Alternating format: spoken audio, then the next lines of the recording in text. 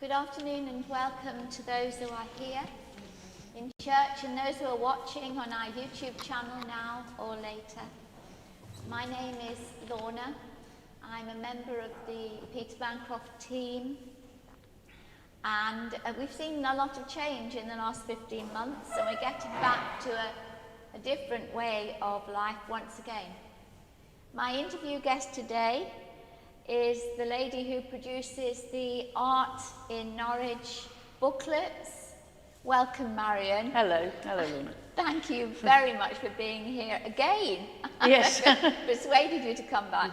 And this time to talk about art in Norwich. Yes. Yeah. So here it is. It's an excellent little book. It tells you so much. So this is a very special year for art in Norwich, isn't it? This is the 10th anniversary.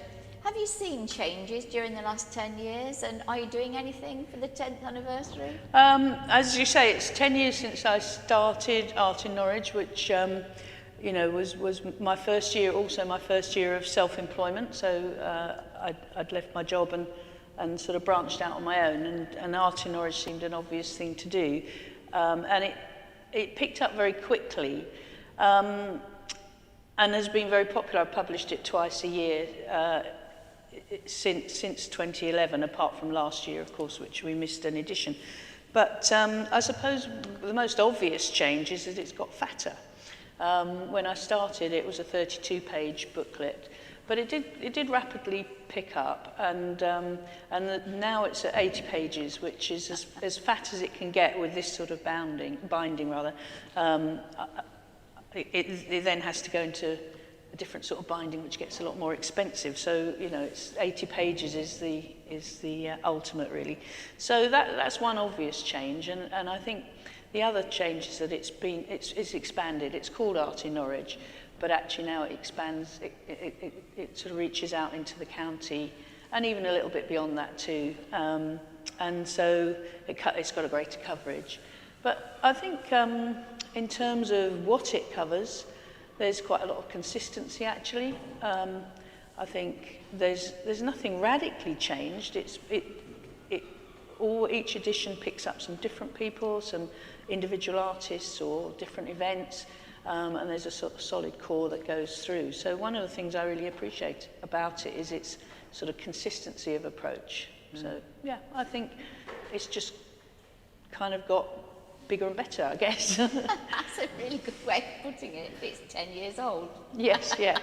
Yes, and not showing any great signs of grey hairs at this so far. So it's a roundup, really, of visual art exhibitions and events, and you've said a bit about it, but it says in here, Norfolk and beyond. And I just want you to tell me a bit about beyond. What's going on? I think we've got something here in Houghton Hall, but yes. What are you doing about that? I think that Norwich is an obvious focus. It's a focus for the region, it's a focus for the county, and it's where I'm based. And it's, I suppose, my patch is Norwich. But there's so much of what happens in Norwich is fed by what goes on in the county. Lots of the artists live outside the city. Lots of things are happening out and around, and also people. It's aimed at a wider audience, not just people in Norwich. So if people are visiting Norwich or visiting the county, I want them to know what's going on around, not just in. Yeah. And plus, I suppose you asked what's changed. Well, what has changed over the last 10 years? I think a lot more activity happening in places like Great Yarmouth, in King's Lynn, in Cromer, Holt's always been, or for a long time has had its Holt Festival and things. But, across the county, there's a lot of people making a lot of effort, and I'd like to reflect that in the booklet. So I didn't want to limit it to Norwich or even Norfolk. And if there's something interesting going on that I think people in Norfolk would be interested in, like, as you mentioned, the sculpture trail at Houghton Hall, which is actually finished now, but it finished a couple of days ago. I understand. Yeah. First Light in Lowestoft happened over the weekend. That's a great festival, and it's within easy reach of Norwich and the rest of the county. So it's about being inclusive, really, and sort of not just being restrictive. Yeah. Oh, that's really good. I wanted to talk about the design as well. There's several things about the way you've designed it. The colour, the layout, everything else. You know, so, you know, can you say something about that? Because it's your design, isn't it? Yeah, You've done yeah. this. Well, my degree was graphic design and illustration. I'm a graduate of what was the Norwich School of Art and is now anyway. I graduated as a graphic designer. So, and I've always had an interest in sort of visual things. And so, and then I worked originally for Norwich City Council as a graphic designer, and as part of that job I had to I designed the events booklet, so the City Council's events booklet, and I used a format like this, which was inspired by one that actually Snape Maltings were using, and I thought that's really that's a handy size, and it's easy to carry around, and it's neat and sort of not too cumbersome. And so we already had that format for the events booklet. And then when I was designing Music in Norwich, which is the sister publication to Art in Norwich, which started in 2002, I used that format. And so it's just proved popular, really. And goes in your pocket. Goes in your pocket, goes in your handbag. It's not too, you can tuck it on a shelf, you can hang it up. And I think from the colours point of view, it's dealing with art, so it's got good visual material in the first place, and I always try and pick something for the cover that catches my eye from the photos that are sort of sent to me, and I like sort of really juicy colours, and I think it makes it appealing to pick up then. Yeah. And I try and make the colours a bit more autumnal in the autumn edition, and a bit sort of brighter and more summery for the summer edition. That's really nice. But yeah, it does seem to appeal to people anyway. And the layout inside is quite simple. I try and, keep a bit of, not make it too cluttered because it is quite a small format. It's very nice inside. There's lots of really nice pictures in. If you go to the exhibition, you get a bit of a taster from all the pages, which is lovely. Well, the idea also is that there's a kind of, the header there and a picture of the venue so that you can find it easily and a bit of information. So it acts as a directory as well as a what's on. The idea is to give people who are new to the area, who are visiting, that they can pick this up and get a pretty good overview of what's available. The major galleries, the smaller galleries, the areas of the city or the county to go to and visit. It's lovely. It's a gem. Thank you. It's kind of you to say. 15 months. Everything's changed in the last 15 months, but you've produced your booklet now from May to September this year.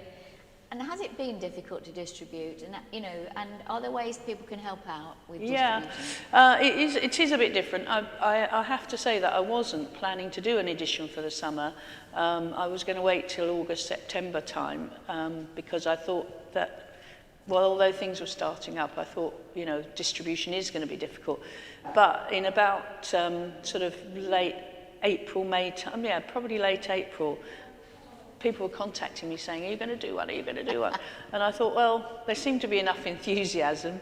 And so I went ahead, even though I was sort of a bit, none of us have been able to rely on anything. Everything's been changing.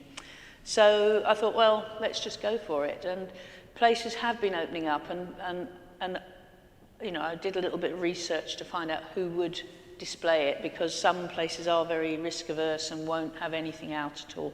So it is a bit more challenging, and I've just had to work a bit harder. I've started up, if anyone wants it, sort of Art in Norwich by post. So through the website, people can order a copy to be sent. So if you put Art in Norwich in Google, you get your website. Yeah. And then we can get it by post. And I've done that. Yes, you have. Yes, well done. Yes. Early on. And you got some extras to send to your friends. Yes. It's just for the cost of the stamp and an envelope, and then I can send you one to your doorstep, so that, for people who aren't going out so often. It's nice because you can make the plans then.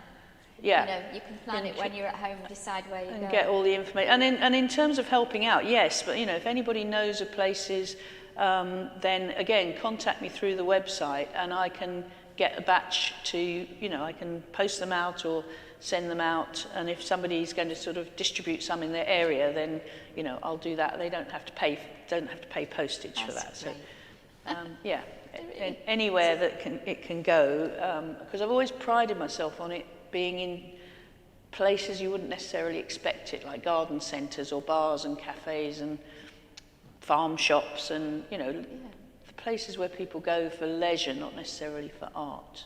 That's good, because it's a good place to be in restaurants and coffee places, isn't it, really? Yeah. 'Cause that's where a lot of people go. But, you know, you're a great ambassador for this city. I'm wondering what personally drives you in your enthusiasm for Norwich, really? I think, as you say, you know, Norwich is a great place, and I love being here, and I suppose what I feel is that I get a lot out of being here, and I want to share that with other people. It seems always hated a wasted opportunity, and if I think that people could be doing something and they just don't know that they could be doing it. So I think that's a big driver. I just want to connect people with the things that are going on. I worked for 12 years for Norwich City Council as the Cultural Development Officer, and it was part of my job to welcome people to the city and to communicate the wealth of culture that the city has. So clearly that became a habit, and I haven't stopped doing that. And I think also because there's so many people working their socks off to do lovely creative things, and they deserve an audience as well. So, and the more people encourage me, I get lots of lovely comments. It's great to be asked to do things like this, and the more I feel appreciated, the more I feel encouraged to keep going. Keep going, Marion.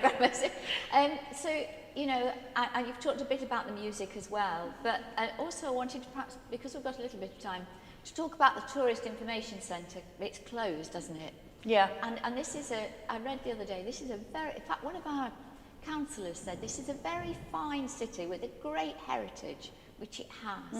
And we need to help tourists. We need to help them. I mean, even just the place we're sitting now has huge heritage. Church.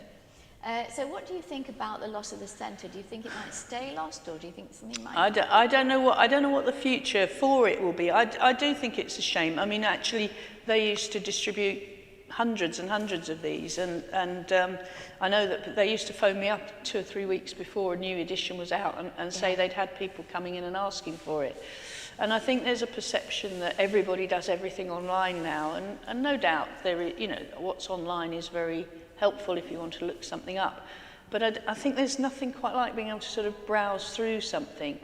And of course what the Tourist Information Centre people were really good at was giving that overview of the city. So, you know, for every person that went in there, they could almost personalise and tailor not just one thing here. You know, anybody can look up Norwich Cathedral or you know, what churches are there, or heritage in Norwich, but you've kind of got to know what you're looking for. Whereas if you go to a tourist information centre and say, I've come here from Lincoln, you know, what's the best thing for me to do? What shall I start with? And someone can give you a sort of a very tailored insight into what might suit that person. And I think that's really hard. I think that's really hard to replace with an online presence, because, you know, the web is so powerful and there's so much there that actually that curation of a place, you know, when we go to exhibitions, someone has pulled out a collection of artwork for a particular purpose, and from all the kind of plethora of work that there is. And I think it's the same with the Tourist Information Centre. They were sort of curators of the city in a way. Yeah. So I think it's a real loss. I think it's a shame. I mean, I guess, you know, costs are being cut all over the place, but I think that has to be the only justification, not because it's not needed. No, and maybe a community tourist information centre. I think it could be if someone, but it's also the knowledge that's built up. But I think, you know, maybe Visit Norwich might take out a stall on the market or something like that. That could work, you know, a sort of smaller place. But I think the other thing about a tourist information centre, they are a national brand, and people know that wherever they are, they can head for the Tourist Information Centre, and they will, you know, that's a kind of welcoming point to the city and the place to start unravelling whatever your visit might entail. But But yeah, maybe an information point on the market or something could be good. It's a good thought. But you're a welcoming point, Marion. Yeah, We've reached the end, but you are a welcoming point. Well, yes, but then people have to know where to find me, don't they? And on that subject, well, as you mentioned the website earlier on, but yes, www.artinnorwich.org.uk. And even if they just put Art in Norwich, yeah, they will does. find It does come up first. So I'm going to finish off with a very quick prayer and just thank you. It's been great as always to have you. Heavenly Father, the pandemic turned our lives upside down, and now we're hopeful for better times. And we just ask you to bless that hope. Art and music are wonderful signs of hope. And we thank you, Lord, for all the creativity that is within our fine city here in Norwich. Amen.